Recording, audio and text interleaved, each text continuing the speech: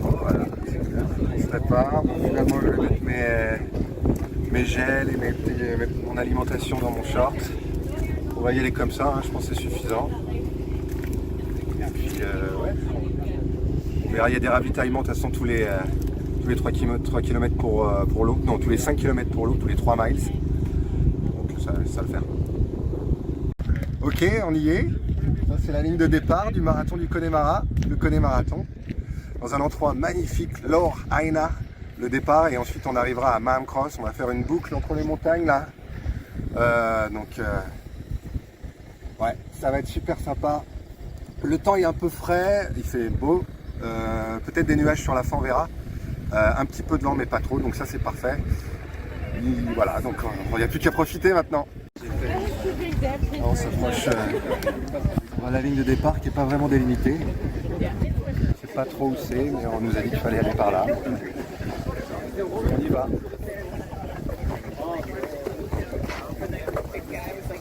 Ouais, donc tout à l'heure quand j'ai fait la vidéo, là-bas il y avait pas mal de vent. Et là en fait il y a beaucoup moins de vent, on est protégé par les montagnes. Du coup c'est beaucoup plus agréable. On va être, je pense, protégé par les montagnes. On n'aura pas beaucoup de vent, ça va être bien ça.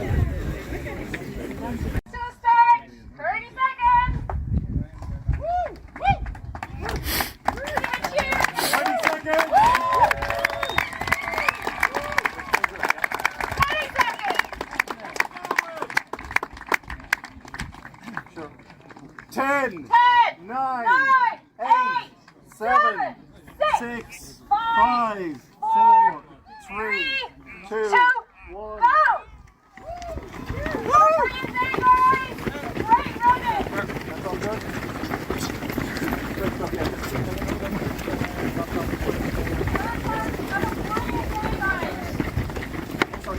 Keep left, watch out for the traffic, enjoy every bit of it.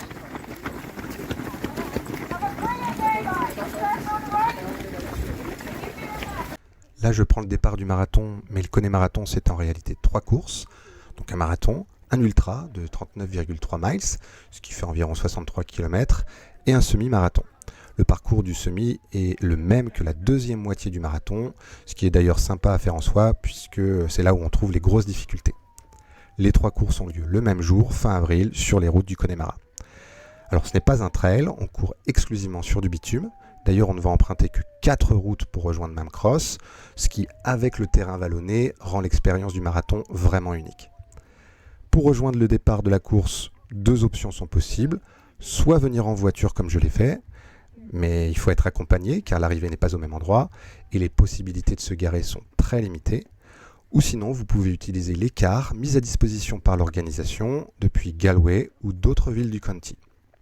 Pour le dossard, pas besoin de venir le récupérer plus tôt, il nous est envoyé par la poste quelques semaines avant la course, et ceci même en France. 3 seconds,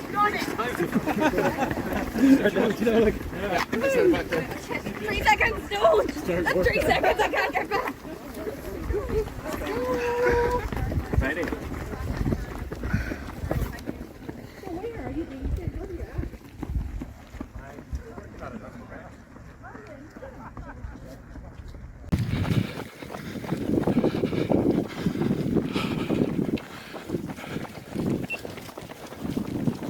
Donc là, on est vers le 17e kilomètre, on vient de finir une descente qui a permis de reposer un peu les jambes.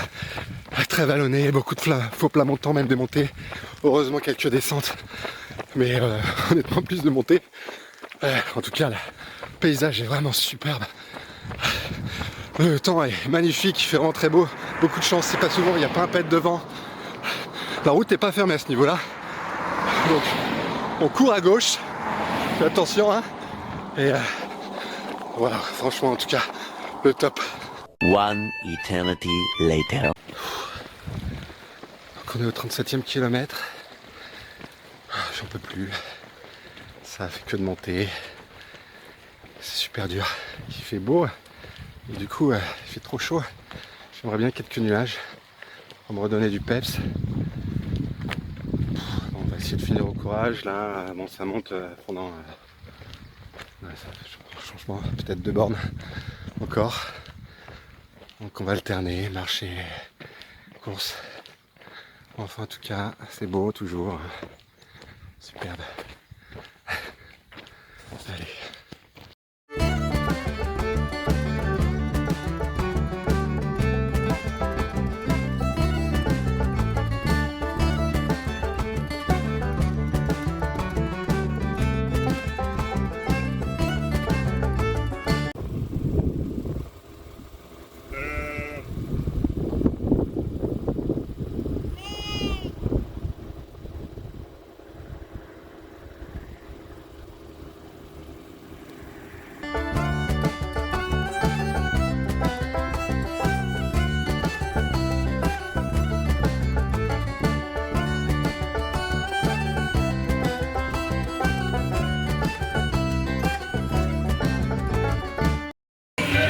Voilà, le marathon du Connemaraton, c'est fini. Et ben, comme un signe, j'arrive. Il commence à pleuvoir. Voilà, la pluie irlandaise, notamment du Connemara, ça arrive de nulle part. Il faisait beau il y a un quart d'heure. Il pleut.